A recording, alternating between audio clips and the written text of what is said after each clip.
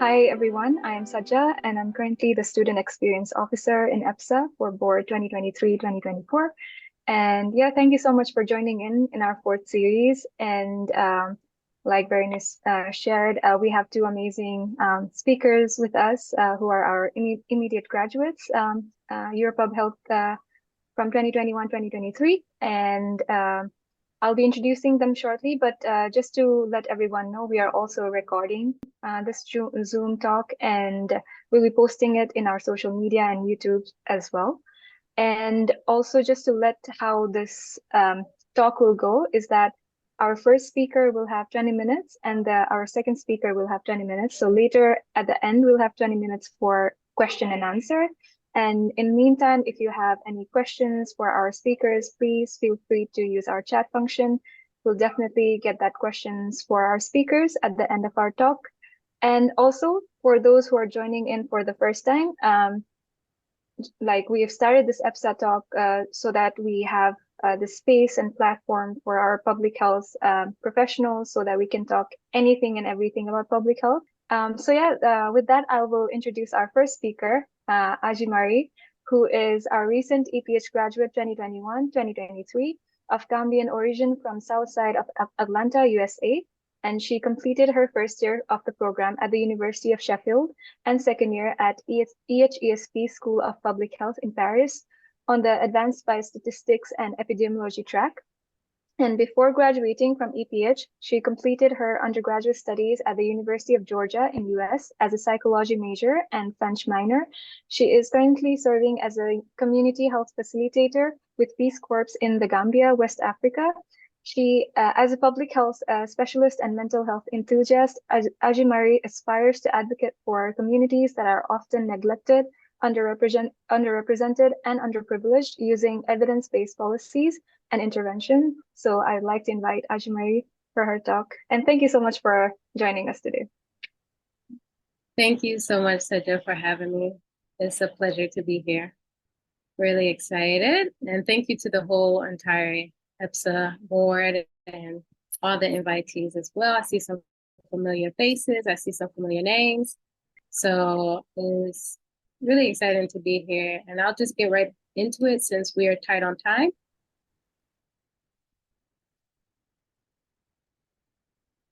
All right, so can you all see my slides? Just fine? Okay, great. All right, so I'm going to be talking about critical self-care, and this is a presentation that I've given before, and I believe that some people from EPHSA have already seen this presentation, but if not, I am just inviting you to remain open and, hopefully you can enjoy and benefit and gain something from it. So thank you again to everyone joining the webinar, and a special thank you to the entire EPHSA board for having me as a guest speaker to present on a subject that is near and dear to my heart. It's really special, and I'm really grateful to be here. So this is just an outline of what we'll be discussing.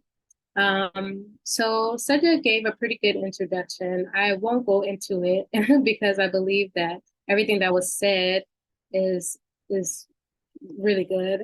But what I would like to add is that I was once a student like you. I was once a part of EPH. So I understand a lot of what you all may be going through, especially during the final months. As a second year, you're probably getting ready for your thesis right now. It's probably really, really tough. You're probably figuring out, okay, what am I gonna do next with my life? And as a first year student, you are probably worried about what is about to happen when you go to this integration module, and what are you going to do with your summer, or what is the second year going to be like? So it's a lot of moving factors throughout EPH, and I completely understand, having already gone through the experience. And so I'm hoping that what I share with you today will help kind of take care of yourself in the process, because at the end of the day, you are going to need to take care of yourself. You got to nourish to flourish, right? So to start off, what are some words that come to mind when you hear the term self-care? And if you all just don't mind, like sharing it in the chat, that would be really lovely. Just like a minute or two.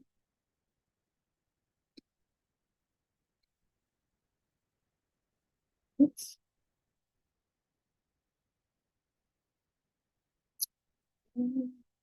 Spa day. Okay. Self-preservation, sleeping. Yes. Face mask. Okay. I agree.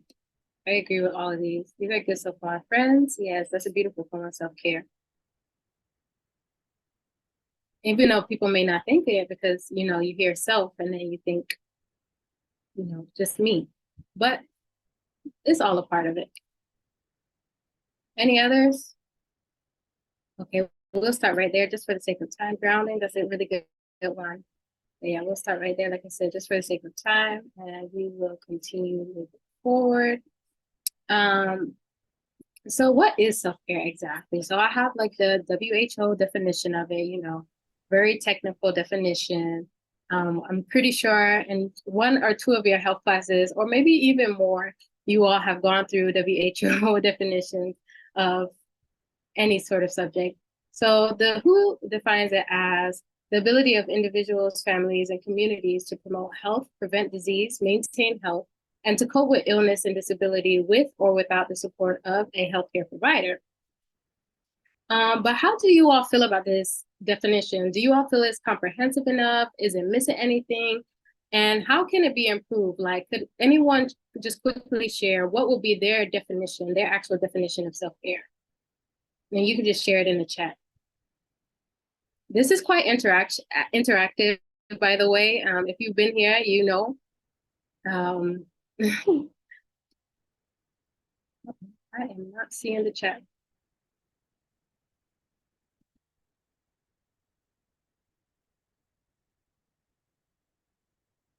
Oh, there it is. Okay. Is more disease focused for this. Yeah, absolutely. That's true. Does anybody have like a definition to share, like their own definition of self-care? Like how would you define self-care?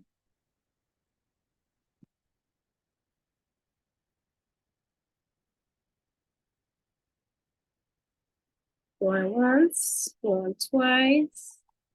I'll give it a few more seconds. Hi. Go ahead. So for me, I think it's more of doing the things that fill me, like make me feel good, like just make me connect with myself. Like after, maybe a long day of classes and studying, just like what am I doing for myself? I mean, of course I'm studying for myself, but what am I doing that I'm like, okay, like that just makes me like feel like I'm relaxing and just getting back to like enjoying life and not like stressed about like homework and other things that that we have to do. Absolutely. Yeah, that's a good way to define it. And my personal definition is that it's the practice of consciously assessing one's physical, spiritual, and emotional well-being to appropriately navigate life and its day-to-day stresses, because every day looks different for everybody. And so it's just a matter of like consciously assessing it. So when I talk about critical self-care, I call it the reevaluation and or further analyzation of what society defines as self-care, defining self-care for ourselves, because self-care is going to look different for everybody, depending on your personal circumstances, your upbringing, your values, and your beliefs. So this is why, it's important to define certain things for yourself and the way that you're living and in accordance to your flow of life, because the way that I may define self-care may be different from the next. And that was just demonstrated with the example we just had. So one thing that I also like to do in this presentation is defetishize self-care, because a lot of times we tend to fetishize it, especially on social media and the likes. And so self-care is not only, buying yourself nice things, taking a trip out the country, or shall I say, studying abroad in a different country as EPH students, or even eating out or delivering. Some people can see that as self-care, and, getting like a mani-pedi, things of this like nature. There's absolutely nothing wrong with this. It's just like a very surface level and perhaps a fleeting sort of way of self-care. You know, it's temporary satisfaction.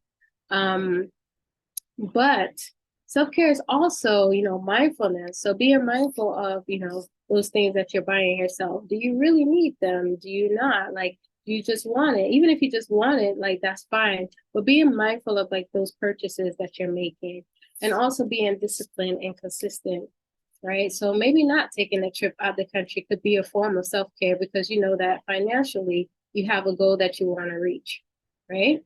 And then we have emotional intelligence, which I believe that is one of the most important forms of self-care. And this is what the presentation really tends to focus on. So this second category of, you know, self-care is more long-term satisfaction, right? It doesn't necessarily mean that everything in your life is going to go well, but if you're accepting of, you know, your life's path, then you just know how to navigate it a little bit better, and it's just a little bit easier. So yeah, as I said, there's different forms of self-care: the physical, the emotional, the mental, the spiritual, intellectual, but we're going to focus on the emotional. So this is one of like my favorite quotes, and it essentially says, you know, I've learned that people will forget what you said, people will forget what you did, but people will never forget how you made them feel. And this is by the late, great Maya Angelou. And I like to use this quote in this presentation because our physical and our spiritual capabilities truly vary, right? But one thing that I've observed throughout life is that we share the same emotions as human beings. Maybe not all at the same time, but despite where we come from, despite the language that we may speak, despite what we look like, despite what we do for a living, despite how old we are, we all share the same capacity to feel. And I think that that's powerful.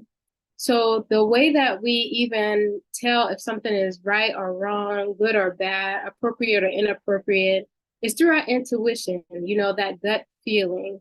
And it's usually through an emotion that turns into a feeling that can lead to an action or an inaction, right? And so my point in all of this is that we feel. And an important part of critical self-care is to understand those feelings, like, which means understanding, you know, yourself so that you can act accordingly. And so we'll just get into emotional intelligence a little bit further. So in the chat, what are like some negative and difficult emotions that you think of like immediately? Like, to you, what are those emotions?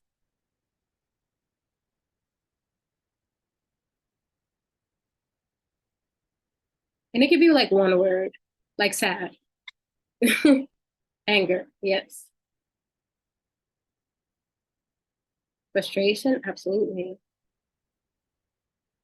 Insecurity, Okay, imposter syndrome, yes. Helplessness, no, these are actually really good. So every presentation, I always get different words, and it's always so interesting to see people's like contributions. Fear, absolutely. Okay, yep. So you all were majority right, like fear, anger, disgust, sadness, rage, loneliness, melancholy, annoyance. These are all part of emotions that positive psychology has, you know, expressed. And on the other opposite end of that, what are some positive and comforting emotions, if you all don't mind sharing in the chat? Oops. Happiness, contentment, yes. Joy, love.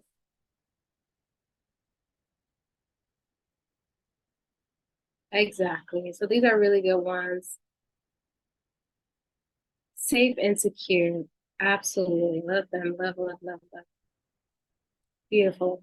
So yeah, again, you all are right. Like love, joy, satisfaction, contentment, interest, amusement, happiness, serenity. All these are all positive and comforting emotions in accordance to positive psychology. But there's an author and a researcher and a very, very, very known researcher. I don't know if you all know her, but in the US, she's very known. and her name is Brene Brown. And she essentially created a book named Atlas of the Heart. And based off of her research that she created for this book, she found that us as humans, we have over 87 human emotions and experiences. And I just wanted to share this, list of different emotions and experience to demonstrate how complex we are by nature, as human beings. And so you don't have to be one or the other. You may be you may be happy and sad. You don't have to be one or the other. And there's so many different sort of emotions. And I just encourage, us to feel these type of emotions, because that's the way forward. Okay, and so moving forward is my personal key to self-care, which I created. Maybe I need to get like, what's it called? If there's a way to like trademark it, yeah, I should probably get a trademark for this. But I want to share this key, and it may look different from what you all have in mind, but I hope that this key to self-care will unlock a whole new perspective when it comes to coping with life and its stressors, especially as students. Okay, so I like to call this key AAA. And in the US, we have a car service provider called AAA. Stick with me. I know you're like, cars, self-care, how does it go hand in hand? But it stands for the American Automobile Association.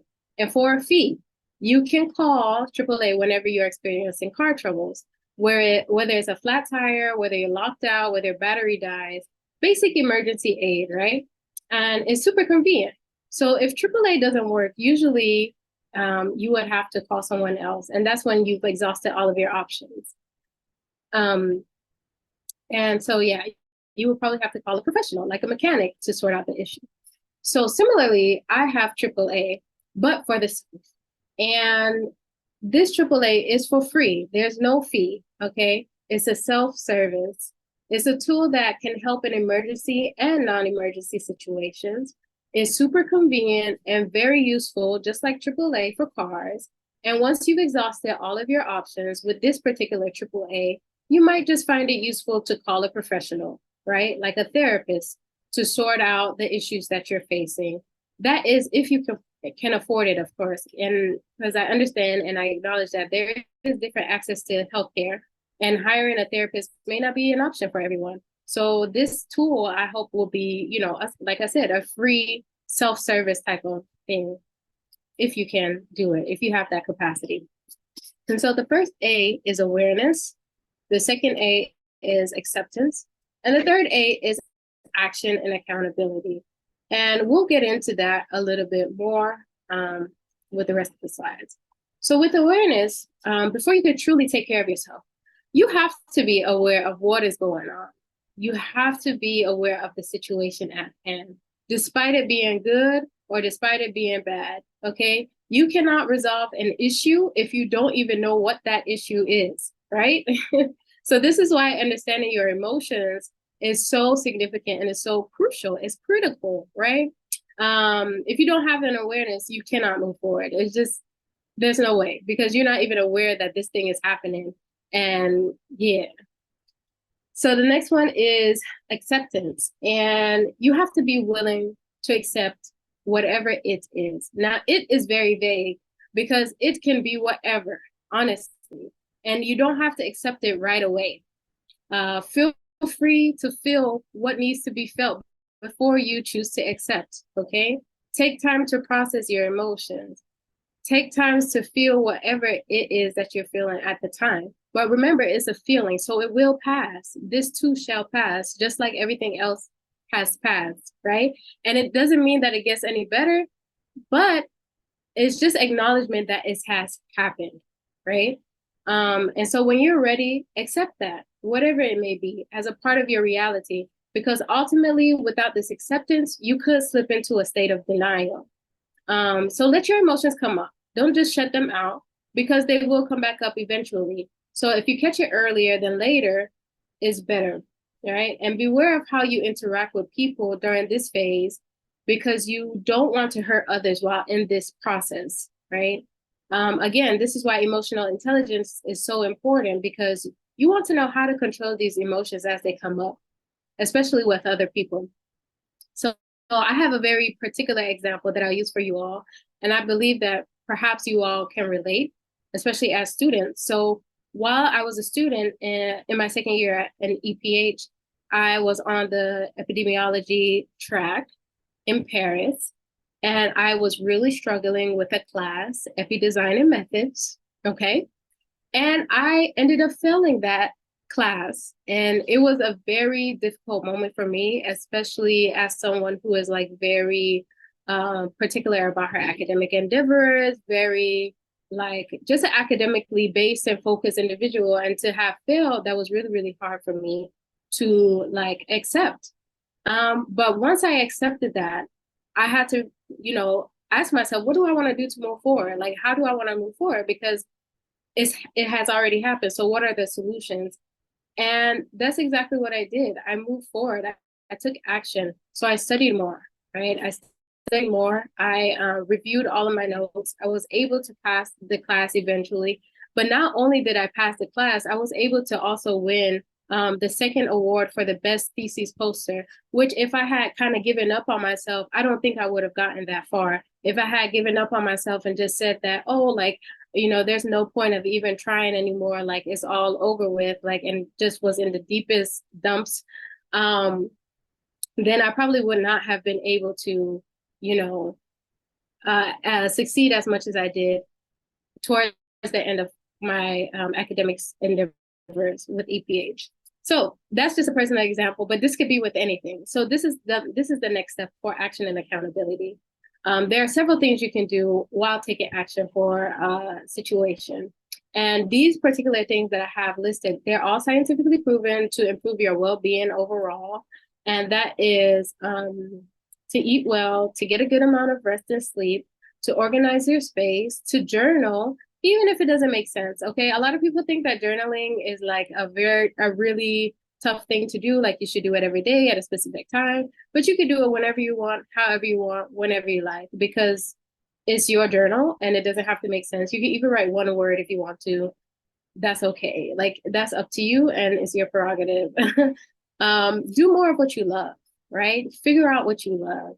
Reading, writing, listening to a good music or a good podcast, dancing, cooking, singing, socializing, whatever it is that you love. And if you don't know what you love, get to know what you love, right? Try new things. Get to know yourself a little bit more, because you cannot practice self-care if you don't even have a good sense of who you are as an individual. And then exercise, walking, running, lifting, yoga, all of the likes. So yes, just kind of reiterating that it all starts and ends with you. Community building, your relationships, your day-to-day life. We cannot control what is going on around us or other people's behaviors, but what we can control is how we react in situations, right? So this is an essential part of self-care. We have to hold ourselves accountable for how we choose to show up in the world, despite these certain circumstances. And then what's next? Practice, practice, practice, practice. Because that's all you really can do. Nobody's perfect. Nobody's perfect. You may fall, but just get back up again. There's a saying that if you cannot run, jog. If you cannot jog, walk. And if you cannot walk, crawl. And I like to add that if you cannot crawl, just don't give up. Just don't give up. Don't give up on yourself. Don't give up on your dreams. You are worthy of a fulfilling life. You are deserving of better. Never underestimate the power of you. You yourself can be a huge change agent. You are doing much more than you think as a student, especially as a public health student. You do not need validation to live in your truth. You are amazing, and you have a purpose in this life just like anybody else, okay? Your life experience is unique, so embrace it, and just please take good care of yourselves. It's not going to be easy, but I promise you it's going to be worth it. And unfortunately, we don't have time to do this reflective act, but if you have time on your own and you want to apply AAA, then I think that would be a good time to do it. And then, yeah, we'll have questions towards the end, so I'll just end here. Thank you all so much. Thank you so much. I think this was really, really needed for every one of us, especially I think for year twos who are going through everything all at once. I really like the AAA, and these are the doable things. So it's very nice to hear from you all about this, and also the Brené Brown, how she lists the emotions into the boxes. I think that is something interesting for me at least. So I would definitely look into it more. And yeah, we'll wait for the questions at the end. But thank you so much for this talk, and it was really really great. Thank you so much. So I'll invite Juan, who is our next speaker. I'll just introduce Juan first. Juan is a Nicaraguan public health professional and medical doctor with over 10 years of experience in the health sector. After 6 years working as a general practitioner, he found his call to public health, following the Europub Health Plus track, Granada Maastricht 2021-2023. In the last 4 years, Juan has navigated the field of health communications, and now he is working as a technical communications and digital engagement officer for a Dutch NGO specializing in tuberculosis. And Juan will be talking about health beyond the stethoscope, navigating the path from clinical practice to public health and health communications. So I would like to welcome Juan. For those who do not know me, so I would like to go a little bit about what is it, or how has it been navigating the path from clinical practice in medicine to public health and health communications. Just a brief outline on how this is going to go. So a brief introduction on the journey, challenges, how was the transition from clinical practice to public health. I do not wish to make it a biography presentation, but please let me know if I'm talking too much about me and make it more about the topic and not about me, because I tend to do that. So you're going to help me with that. A little bit of the evolving role in public health. What are the skill sets? How did I explore the roles in public health within the field of public health? Key projects and initiatives that I took over, and the importance of effective communications in public health, and well, a lot of reflections on the journey and the lessons that I learned throughout. So first, I would like to know, how do I see all of you? I need to see all of you because I wanted to see, I don't know, if you could raise your hand, exactly. Raise your hands if you come from a medicine background. But I can only see one person, so I'm not sure. 2, 3, 1, 2, 3, 4. Okay. Okay. So welcome to all of these medicine doctors, practitioners that entered in the world of public health. So first, I studied medicine from 2009 to 2015. I graduated in med school back in Nicaragua. You can see this is a traditional clothing in Nicaragua. I practiced medicine in different settings in Nicaragua from 2015 to 2021 as an occupational health professional, as a general practitioner. I worked at a third level hospital as a general practitioner, and also as the coordinator of all the general practitioners. I also ran my private practice. I also did interpretations as a medical specialist interpreter. Then in 2020, I took the MIR. MIR is the medical exam for residency in Spain. And then in 2021 and 2023, I joined the Europub Health Program with the path Granada Maastricht. And I currently live in Maastricht, by the way. So there was this highlight in my journey. And well, in all of these steps in the journey to get to where I am today, there was something lacking. I mean, I practiced medicine for 6 years, medicine as clinical practice, but also there was something that I felt that was lacking, and in 2020, I took this public speaking and communications for personal branding masterclass with a professional back in Nicaragua. And I remember that the first thing that this coach asked me was, why are you taking this masterclass? And like, you're not from marketing, you're not from communications, you're not like, what do you want to get from here? And the thing is that when I was in my clinical practice, I identified with, I mean, everything that I did during the day was talking and talking to people, and that is communicating. And I was seeing 48 people per day. That means that I have 6 minutes per person to deliver a message that comes across. How do I make sure that this message is coming across? That actually I am asking the right questions to these people. In these 6 minutes, I need to have the capabilities of understanding why are you coming to consult? Why are you coming here? What do you need from the doctor to give you? So that, how can I support you? So that was the beginning of, this is why I'm doing it. This is why I need a communications and training to call it somehow. Then what were the challenges that actually made me move from clinical practice to public health? Or I would say motivations. Let's call it motivations.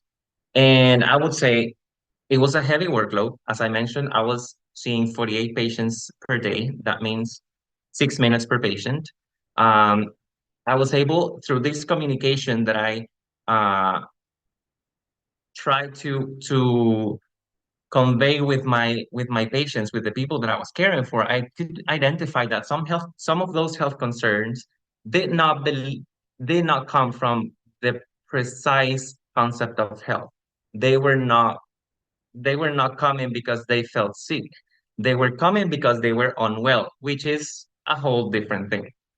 I also identified that there were disparities in clinical decision making. As I mentioned, I was also a medical specialist interpreter, and there I could identify how the healthcare professional plays a big role in a power position, and especially when the other person does not speak the same language. One, the scientific language, and two, a whole different language talking about mother tongue.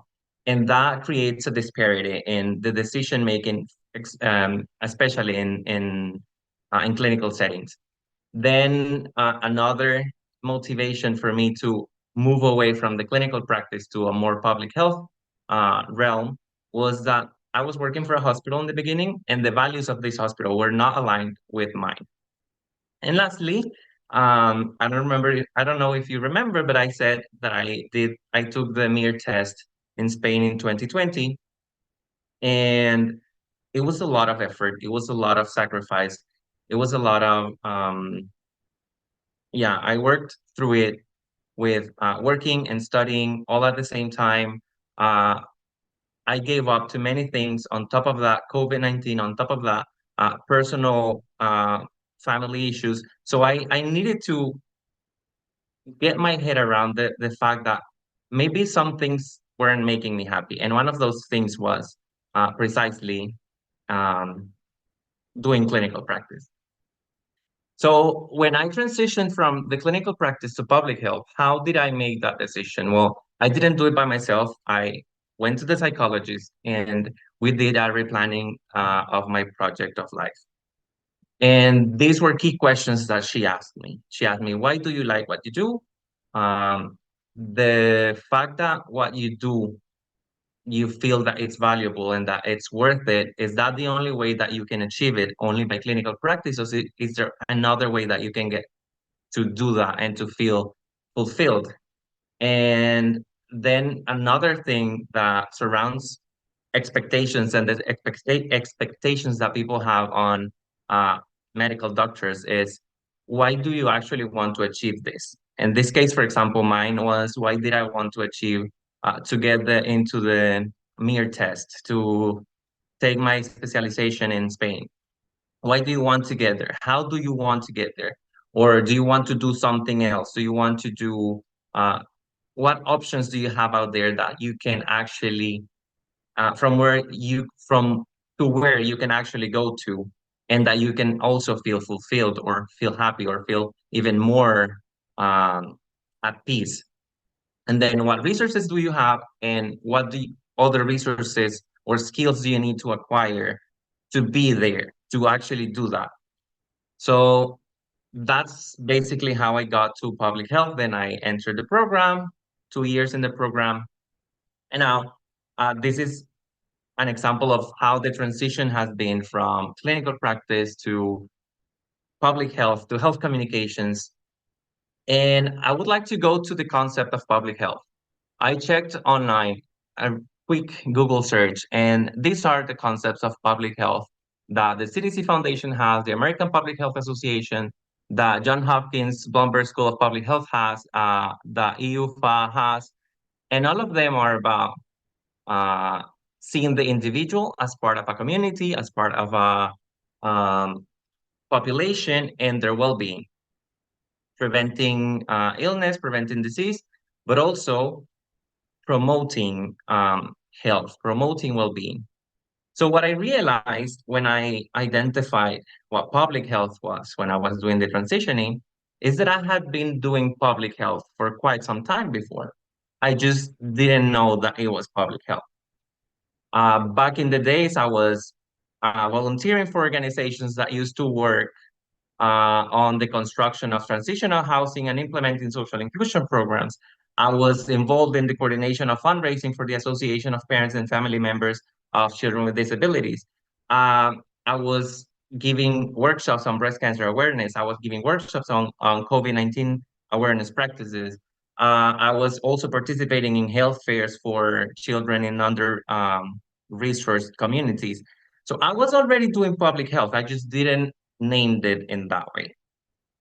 I was a medical specialist interpreter, as I said. I was bridging this language barrier gap. I was, and I still do, I do a radio program in the US. I do it remotely, of course. But this is about to giving people the information, to providing them with access to health information, especially for Latinx communities that live in Georgia and the US. So these are parts of public health that I was doing that I didn't precisely call public health, but that I actually, is what built for me the skill sets to be a public health professional.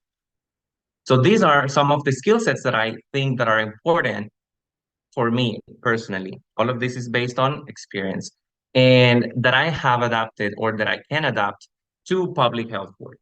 For example, I learned how to do public speaking with a communication trainer. I continue to read her resources. I continue to talk to her every once in a while. I know that I'm a people person, and I know that not everyone has that skill, that capability of being, because it depends also on our upbringings, if I was an extrovert or whatever. And I know that a lot of the times our parents or, I don't know, family members or caregivers, they say like, oh, leave that phone alone, you're always on social media, etc., etc., etc. But also through social media is that I got the chance to understand the power of social media for fundraising, for accountability, for awareness. I remember that the first time that I saw fundraising and awareness through social media was when there was an earthquake, I'm sorry, in Haiti, and there was a huge mass movement in Nicaragua, and that was the first movement that I got involved in through social media, and that was like the glimpse of, okay, there are things that you can do through this. After that, I remember that after COVID-19, we ran a colleague of mine and we ran a fundraising campaign, short, less than a month, digital fundraising campaign. We raised more than $5,000, more than thousands and thousands of personal protective equipment for healthcare professionals across the country. And we were able to give these supplies to these healthcare workers to allocate these resources. And I think that also another skill that it's really important, it's the community engagement, being able to be there with the communities, understand what the communities, where the communities are standing, what is their environment, what is the resources, what are the resources that they have at the moment, what is it that they need, and how can within the communities these needs can be fulfilled. I also identify that continuous learning is extremely important, whether it is through researching, whether it is to identifying what are the trends, uh, how is it that it works for social sciences? Uh, do you need something else to be able to work for public health? Now, it's not precisely taught in public health school. Like, do you have to use, in my case, for example, that I needed, do you have to use digital edition tools? How do you use them? Are you learning to do this?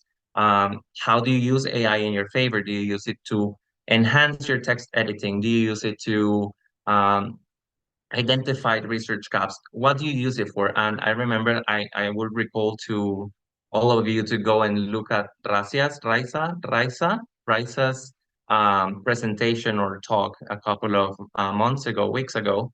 And then the last thing that I would consider a skill is vulnerability and allow yourself to ask questions.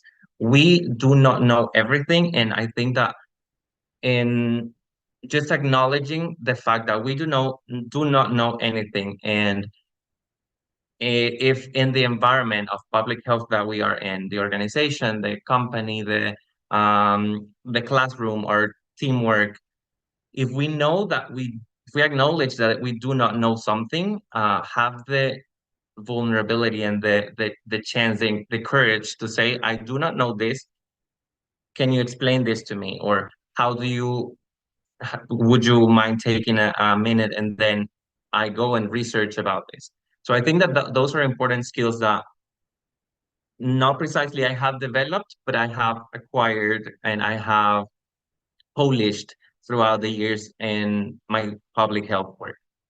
So when I was exploring these various roles in the public health, I remember that I was during my placement in last year, I was trying to get as many job applications sent as possible. And I would do different things. I would just identify what organization was there and what did I want to do. What skills did I have that actually aligned with that role.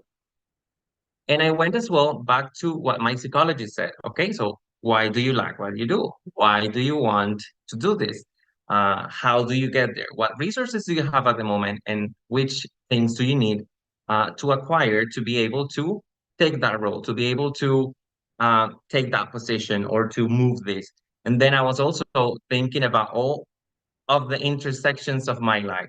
Like I am a Latin person. I am not white. I need a visa to live in where I live.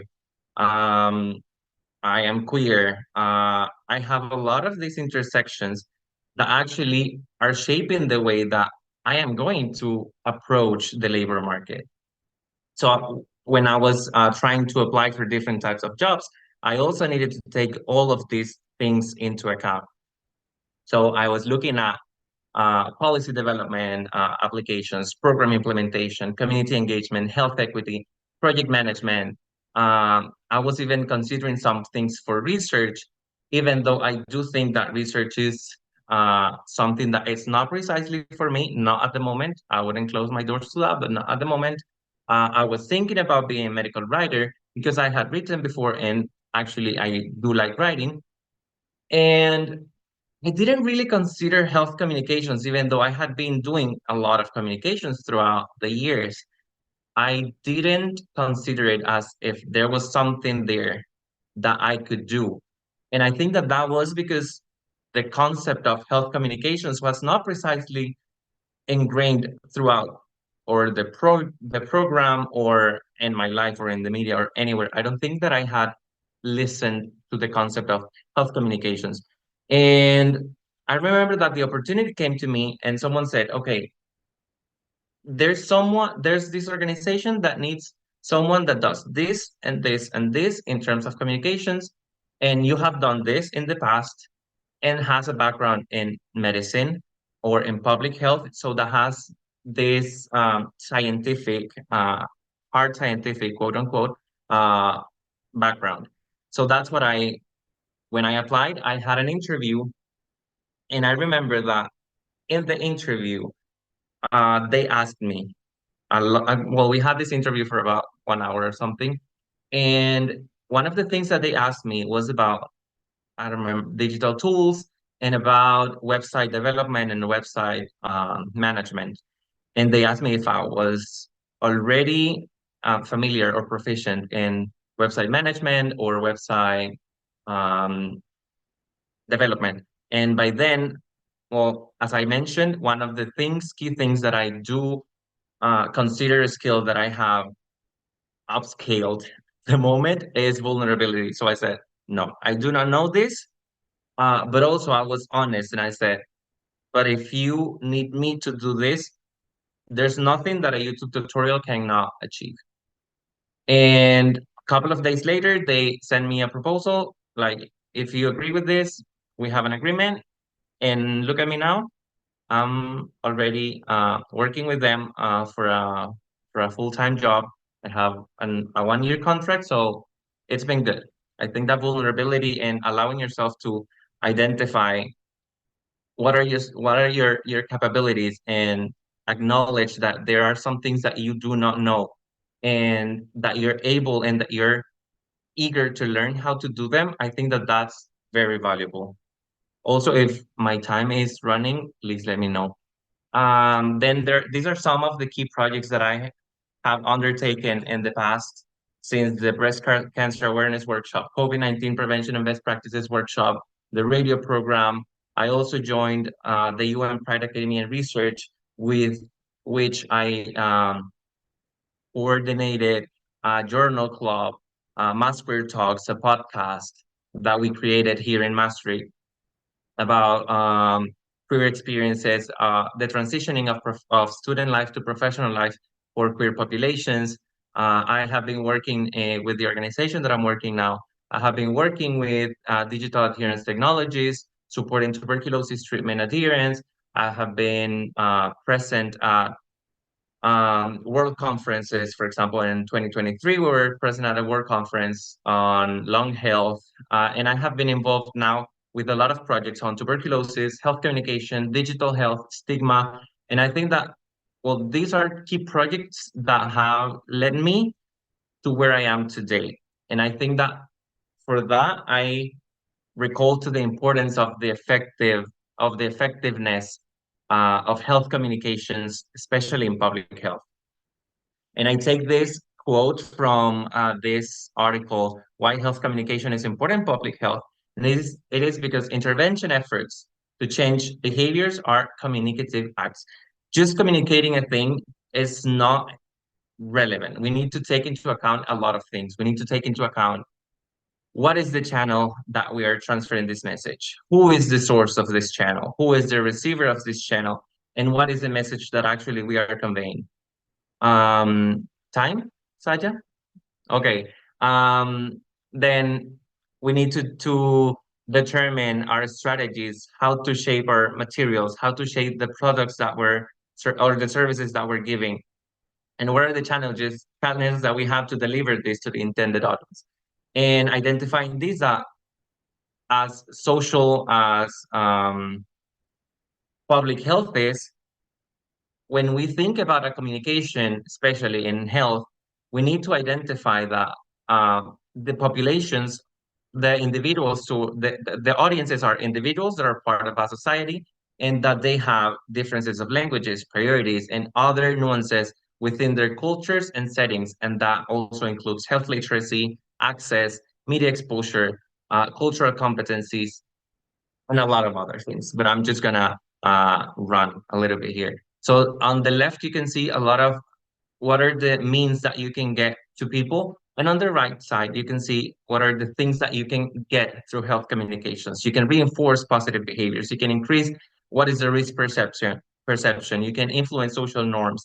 You can influence racism, anti-racism, of course, culture, gender equity. You can increase availability of support and needed services. So I think that this is a very good slide. Then things that are very important, I'm gonna skip this because you also, if you want, you can just check it out afterwards. I can send it over afterwards if you want. And then just a couple of reflections. Know your audience, know as much you can as of them. Think of yourself as a knowledge broker. You have the quote unquote scientific knowledge. Then you need to take it out to people and convey this message. Discuss among colleagues, propose, ask, repeat. Do not hesitate to ask. Request feedback to everyone. Make sure that you have a clear understanding of projects that you're involved in, that everyone has a clear understanding that the vision and mission are clear. Identify what are the key messages, and also identify that people have emotions, and we need to evoke emotions that align with our messaging when we're developing health communications. And that was it. I'm sorry. Thank you so much.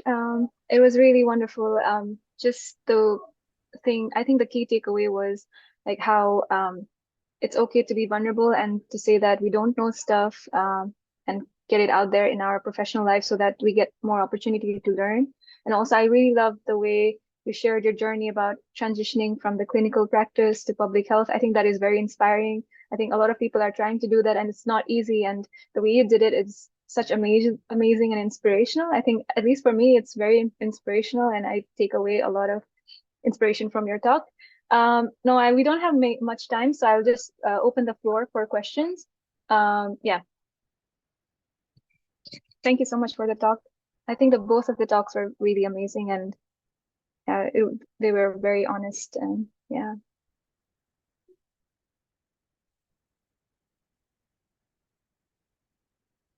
Any questions for our speakers? I'm gonna go ahead and ask a question. This is for Aji Mary. I was wondering, so you talked a lot about like self-care and about how to deal with that with yourself. Do you have any suggestions or tips if you see someone else, like a close friend or relative, that is maybe like experiencing or needs maybe some self-care, but is struggling to be aware of it themselves, or, I don't know. Because that tends to happen, like, you see a friend and they're just like, seems to be overburdened by things and you want to help them, but don't necessarily know how, and maybe they don't even recognize it. I don't know. Yeah, that's actually a really good question. And that's something that I personally struggle with, because there's a couple of people that I know that are like unaware of, some of the things that they're going through, and then some of their coping mechanisms may not be the best, approach. But unfortunately, it's one of those things where you have to allow them to get to that realization for themselves. You can send gentle reminders, or you can be that sort of support system if you can handle it. Like, if you can handle it, because at the end of the day, it's not your responsibility. Like, everybody is responsible for their own selves. And I think just kind of like acting as a role model as well. Like, people may not say it out loud, but they see you. They see how you're, coping. They see how you're going about life. They see your behaviors. And a lot of times they may be inspired by it, but they may never say it out loud. So just still, acting as a role model, it will inspire them in more ways than you think. I hope that was helpful. But I wish there was more that I could say. No, that was pretty helpful. Thank you. I know Alif has his hand raised. Leave the floor.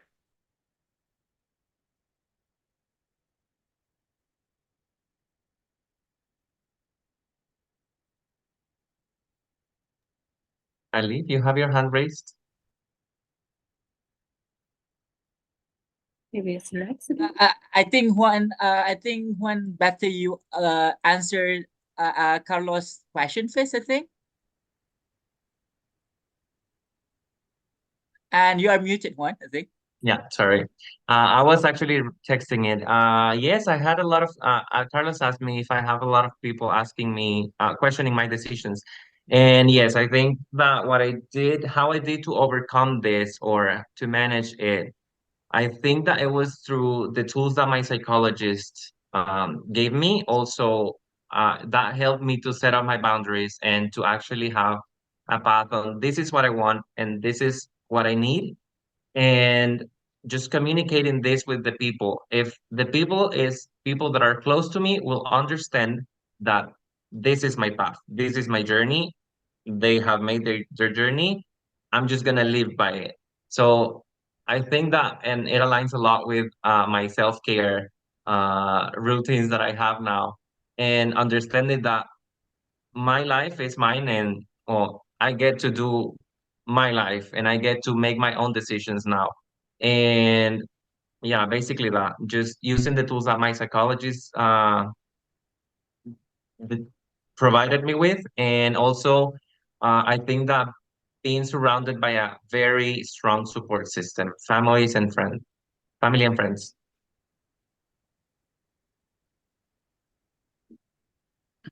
I think now it's my turn to ask question. Is it okay for me to just okay?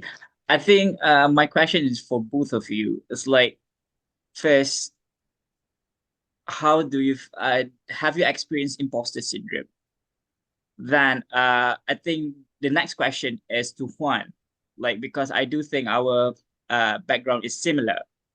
So how do you think that um do you think that having medical background or medicine or being a doctor is a good thing for you, or is just a curse? That's it for my question. Yeah. Okay. Aji Mary, if you want to answer as well for the imposter symptom, that's fine as well. So you can go first if you want, or if you want, I can go first. Like how was the question how to battle, like how to conquer imposter Have you syndrome? like How to handle, how to manage it. yeah. Manage it? Yeah, that's it. It's a tough one. There is no concrete answer for like battling with it. I think again it stems from like knowing yourself, because once you know yourself, like a lot of things just cannot phase you. Like even if you're about to stand in front of the president, like you know who you are and you're gonna conquer that because this was the opportunity that was given to you. You know what I mean? But that comes from a really strong sense of self and a really strong sense of like confidence. And again, this wavers. It goes up and down, and that's okay. You don't always have to have like 100% confidence or 100% like sense of self. But just kind of reminding yourself like who you are when you forget, because sometimes you forget. Maybe you don't even forget. It's just a hard day, and then you feel like, okay, what am I even doing here, and why? Am I deserving of this opportunity? But you just have to remind yourself. Again, like I said, self-care is a practice. Every day looks different. Some days are better than others, but you just don't give up. Yeah, I totally agree with Aji Mary. Thank you, Aji Mary, for that. I totally agree with that. And it's not that you're not gonna have every once in a while that thought, that intrusive thought of, oh, you're not worth it. Oh, you're here and you don't deserve it. You're here because of networking, because you're the people person that you get along well with everyone, and that's why you're here. Like sometimes you just get these thoughts. But the thing about this is, one, I think that you need to look back and see everything that you have conquered or that you have accomplished, and actually just pat your back because that is great job. That is amazing. The fact that you're here already, you're living in another country, you're speaking in a language that's not your native language, you're overcoming a lot of things on a daily basis. And I think that that is already worth your living. You're uh doing so many things that that's already rewarding, and I think that that's already worth worth the appreciation. And in terms of medicine being a curse, no, I think that it also, because I really like medicine, I really like the clinical practice, and if I had the chance to do it again here, I think that I would do it on the side, like once or twice a month, I don't know. But I think that it's part of who I am as well. Like it's part of It's this bit of identity that has built in the person that I am today. And actually, the fact that I have this medical background has also allowed me to be here, has also allowed me to be this health communicator, that I know how it feels to be a healthcare worker and that I can talk about it. How can uh, I know, because I have also been a patient, so I know how to be a patient. I know how the message can come to me as a patient. But I have also a background in public health, so now I also have a little bit more of understanding of the social setting that needs to be taken into account. So I think it's just uh, an identity descriptor, a part of you that is helping you be who you are today. And it's not precisely a curse. I would say, well, it depends also a lot on the attributes that you give to it, but I would see it as a part of myself, but it does not define your entire self. And just understanding that you're not just a doctor, you are Alif, and Alif is so many things.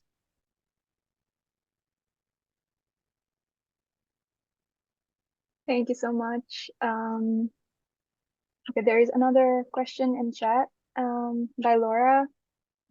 For Juan, do you think it is possible to get a job in public health just right after a medical degree and studying simultaneously a master's degree in public health? I don't know. It depends. It depends a lot. I don't know where you are, and I don't know the settings and the experiences that you have been involved in. But I have seen a lot of people.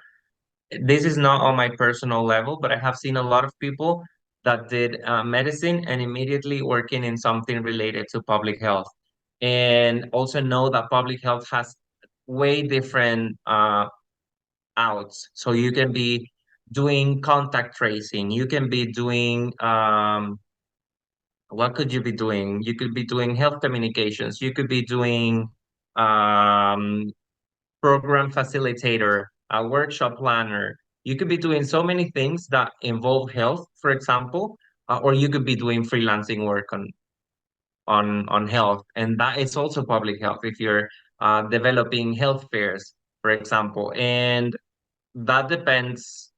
I don't know. I at the moment I had the chance to start working immediately in health and medicine, but I don't know if in your context and with your experience, maybe that could change. I don't know. Also, if you would like to, if anyone would like to talk a little bit more about it, you can text me anytime. You can send me a message or something. We can also discuss a little bit more. I hope I answered your question. And I think that there was another question from, oh no, I think that Aji Mary already replied. I don't know, Aji Mary, Yeah. if you wanted to add any more to your answer. Yeah, I think it's really hard to tell because self-care can be applied in like everything. That's the beauty of it, because you'll always be with you. You'll always have to do some sort of self-reflection, some sort of care to be order to even take care within the job, to take care within your family lives, to take care in every aspect. And so I believe that, it should be and it could be a career option. There are not many, like I guess like right off the bat career options that kind of like say it, but there is like the mental health field within public health. And a lot of these mental health fields do, associate with self-care. And so it will be up to us or anybody else that's interested in like self-care or mental health to like go into these fields and then like be that agent of change, be that person who brings about these sort of self-care talks. Like what I'm doing right now, this talk itself is a radical act. Like many people are probably thinking like, what? Like, why are we talking about self-care? But it's so crucial and so important and so critical. And this is why I try to include it in like wherever I can, however I can. And this is my 4th time having the talk. And I'm really appreciative of like, these sort of platforms that allow me to give it. And then it brings more awareness, It's like a pebble when you put it in water, it's like a ripple effect. So you hit one person and then the next person and then many, many other people start to get on board with it. So it start off small and then it can come into something much bigger once people see the value of it. But you have to see the value of it within yourself. Thank you so much, both of you. I don't think we have more questions, and also we ran a bit out of time. But before we leave, I think we should take a picture. Okay, 1, 2, 3. So thank you so much for joining in, and it was really lovely having both of our speakers here, and also taking off time because I know we are in different time zones and we are doing our work, so it's really busy. And thank you so much for making time for us. See you. Thank you. so Bye. much. Thank you for the invitation. Bye-bye. Bye. Bye. Awesome. Bye, everyone. Bye, everyone.